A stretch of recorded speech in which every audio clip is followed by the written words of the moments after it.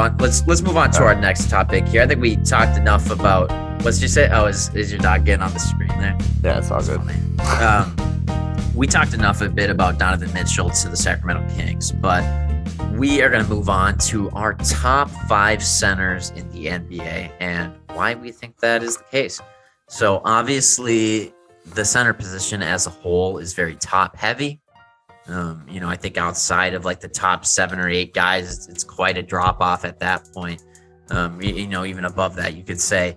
So I am curious, who is your number 1 center? Because I think like that is kind of where a debate could be. Really, number 1? Yeah, I feel like I'm glad we're gonna go 1 to 5 because I feel like it gets more gray as you get to 5. I think the top 2 are pretty standard. For my 1, I do have Nikola Yogic. Okay. Reigning MVP. Well. He's shown he's insane. He can do it on all levels, and he can carry a team, much like Joel has to do most of the season. But we saw more success out of Jokic. Plus, he won the MVP, obviously. Yeah, I mean, hard not to, obviously pick him. Back-to-back MVPs, like, he's the number 1 center, which, in turn makes the number 2 pick here pretty easy, too, Joel Embiid. A guy who when he came into the league, didn't play like his first 2 seasons. I wasn't sure if this guy was going to have a career. And now here he is, flash forward. He is a defensive player of the year type of guy. He's an MVP type of guy, dropping 30, 40, what he averaged. Didn't he? Yeah, he led the league in points per game this year. I mean, I never thought that was going to happen. Won the scoring title. Yep, 30 points per game, almost 12 rebounds. Actually, 4 assists was the surprising part, 1.5 blocks.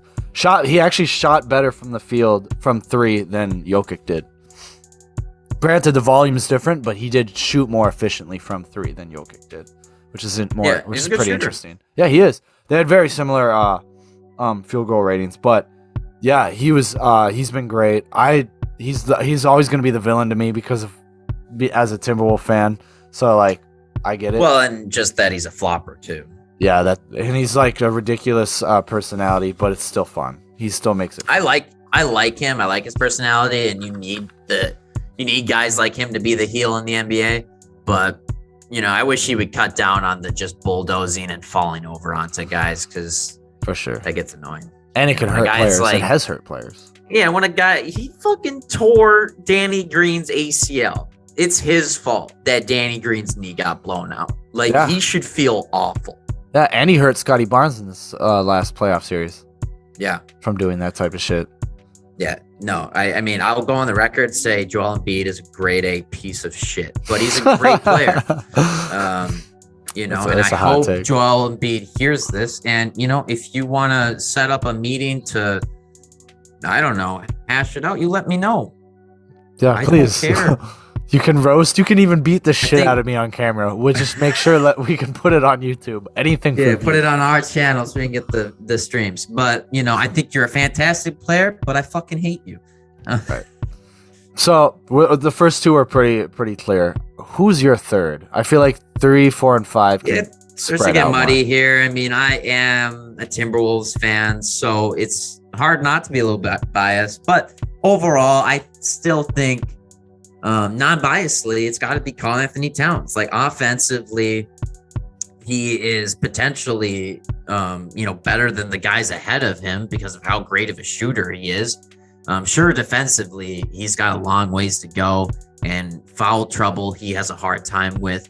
But just in terms of shooting ability and scoring ability, this guy is on another level. And when he locks it in, I mean, that's something you can pencil into your lineup and not have to worry about. No, yeah. Cat is not my 3. I will say Cat is my 4. But his offensive skill is insane. But it's his discipline and his defense that don't put him above it for me. And it's his effect on the Timberwolves. I mean, he's been on the Timberwolves where they've been the worst team in the NBA, and then they've been a playoff team. So it's tough for me. My third, and we can go talk about Cat more, but get into stats more. But my third is Rudy Gobert. His defense is it for me. Take him off the Jazz. I think they're going to struggle to make the playoffs. He's instantly affects your defense, And even then, I mean, he averages 16 points per game, 15 rebounds, led in rebounds, 2.1 blocks. But he's not as versatile, not close to as versatile as Cat at all. However, he is hyper efficient at 71% field goal rating at 16 points per game. He is hyper efficient in the offense he does do, which is rolling to the basket, sit in the dunker spot. Very few hooks or post game, but what he does defensively puts him into third for me. Yeah, I do think, and I had him at fourth, obviously, so we were swapped on that one. I love Rudy Gobert. I personally think he is more likely to win a championship in his career than Karl Anthony Towns. And saying that as a Timberwolves fan hurts a little bit, but his play style and his abilities is going to get him on a great team. Like some great team someday is going to, might be this offseason, might be a few years from now, they're going to trade for Gobert if he doesn't win anything with the Jazz, because that's the type of player a lot of teams could use. Yeah. Put him on the Nets, I think they would instantly win. Him for Ben Simmons. As crazy as that sounds, people really think he's a bad contract in this NBA. I'm like, maybe not as much money. I can cut it down by $5 million. That's understandable. It's just what he does. It's just popular to hate on him. Yeah, that's all it is. Nobody values defense on the regular basis in the NBA, and I really love defense. And watching him is one of my favorite things to do. It's just we're exciting. Seeing what great defense does. We've got two great defensive teams in the championship, and one of them, the Celtics, they turned around their season because of their defense and made to the championship. And where are the Nets? Oh, they were the only team that got swept this postseason. So exactly. I'll tell you what matters. It's fucking defense. Yeah, it is. And that's great. But hopefully Karl Anthony Towns gets it. I admire what he does. I mean, 41% from 3, 52% from the field. This guy's just a giant bucket. Any team, he affects their defense, their offense instantly. He did only score 9.8 rebounds. It's tough to see him not score 10 rebounds as the starting center for this team. Weird. Granted, he shared a lot of it with Jared Vanderbilt. However, but it was weird though. We needed a lot more rebounds. Jared Vanderbilt at some nights was the only guy rebounding. Karl Anthony Towns had many games where he ended the game with 4 or 5 rebounds. That is unacceptable. Yep. And his aggression, it's not controlled aggression. It's not I don't think it helps him as it would help most players. Because he makes stupid plays, especially offensively. He gets so many offensive fouls. Play. Right, that too. And one thing I like to see him, fouls. Right. If he's not going to get his defense, or if he even gets to a decent level of defense, what I want to see him really progress in is his playmaking. He averaged 3.6 assists this game, but I've seen him, and if he gets into that mode, I think he can average 6 assists in this league, and I think that would be insane, and that would help out a lot for him to be a center of point forward type deal. I think that would be awesome for this team. Yeah, he has underrated passing ability, no doubt. I've seen him make passes that look beautiful. So I know he can do it. I'd love to see him, go for the bucket though. That's the thing, is when he doesn't go for the bucket early, sometimes he ends up with not being involved in the game for quite a bit. And that we can't have it all either. So sometimes it seems star.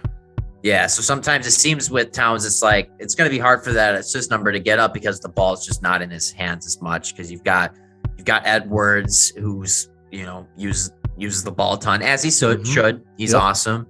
You've got D'Lo, who's the point guard, so he obviously has the ball in his hands a lot, and a lot of it's on those guys for not getting the ball to Cat enough. Yeah. I think Pat Beverly does a good job of getting the ball to other guys, but he understands his role. He's not a guy trying to get his. It's different, Yeah. There should not be if they have made it clear that Karl Anthony Towns is their star, he's the number one player, he's the franchise player, there should not be a single offensive possession where he does not touch the ball while he's on the court. It should always go to him. I agree. And then back from there. And that's the same. You got to get things moving. He's a weapon. Exactly, yeah. And that's the same issue they've had that the Mavericks figured out. They're Luka has to touch it every time. And that's it. That's just the basis of it. So once they figure that out, but because it opens things up for other guys. It's not just about getting the ball to him so that he can score. It's because he's the best player on the team. He's the smartest player. Well, one of the smartest players on the team. Right. And teams are scared of him, of what he's going to do. So they get drawn into him. Other guys get open. He passes out. He's a good passer, like we said. So he can get the ball to them. So getting the offense moving, getting, fluid passes back and forth, that's what the team needs to do next year. Exactly. And that's what Towns needs to do to really take to the next level. But yeah, we still have one more spot on this top 5 center. And for me, it's Bam Adebayo. I know he didn't play a full season this year, but think this is a budding star here. I think defensively, this is a guy who can win a Defensive Player of the Year. Obviously he's not on the same level as Gobert, but I do not think he is far off. Right. He's not my 5 actually, and it's tough. Whoa. And it's super close for me. But what gave me what gave DeAndre Ayton my 5, who is my 5, was I know he averaged less points, but he is a better and more versatile offensive player, and he's come so far on defense. Where I look at their careers side by side, I think DeAndre Ayton can get as good as Bam on defense, but I don't think Bam can get as good as DeAndre Ayton on offense. And that's what makes him the 5th for me. I mean, both have gone to the finals in their career, which is pretty crazy that both these young players have already gone there, but averages 0.1 more rebounds than Bam. But he shoots. He's able to shoot, and when he's on the floor, it's not, the offense isn't as constricted as it is when Bam is, because Bam can't shoot. Bam can toss up some mid-range, but in this league, that doesn't matter anymore. DeAndre shoots 36 from 3, 63 from the field. He is more efficient in what he does on offense. Bam's 55% from the field, which the defensive guy, you'd like to see him get up to 60s if he's not going to shoot threes to justify why he's on the floor like that. But Bam is a better playmaker than Ayton. I do think Ayton suffers from playing with Devin Booker, who is a very ball-dominant guard who will score, and he's going to score 26, 28, 30 points a game. So, and they don't have that on the Heat. Yeah, I mean, Jimmy Butler's still like a 22-point-per-game scorer. Right, but he's not like ball-dominant type guard like Devin Booker or Chris Paul, where it takes those directly take possessions away from DeAndre Ayton, where Jimmy actually doesn't take as much away from the flow of the game. They play more team basketball than the Suns do, I think. Yeah, that's fair. I still think you're wrong on Bam Adebayo not being able to get to the skill level that DeAndre Ayton's at. I think he's got plenty of time to figure it out as a jump shooter, and I think he's on the right team to figure it out. I mean, look at how many guys over there came out of nowhere as shooters. I think spend a lot of time in the office, in the lab with Bam Adebayo this offseason and get him to figure out how to shoot a 3 and, get that mid-range shot even more consistent. And this is a guy who could become top 2 center. No worries at all. Yeah, I think both those two, along with Kat, in 5 years, we'll be talking about how they're up there too. I think they're going to be competing with Jokic just as much as Embiid is soon. They're both up-and-coming centers. I'm super excited to see where they go, especially Ayton, because he changes his game every year. His ability to change is why he's 5. So I'm excited to see, what it is with Ayton, because it sounds like he does not want to be with the Suns anymore. So we might be seeing his ascension on a new team. Yeah, we'll see. What do you guys think? What do you guys rank these as? Comment below. Let us know. And Yo, it's Alec here with Strictly Ball Business. Make sure to subscribe and view our next video that pops up in your queue.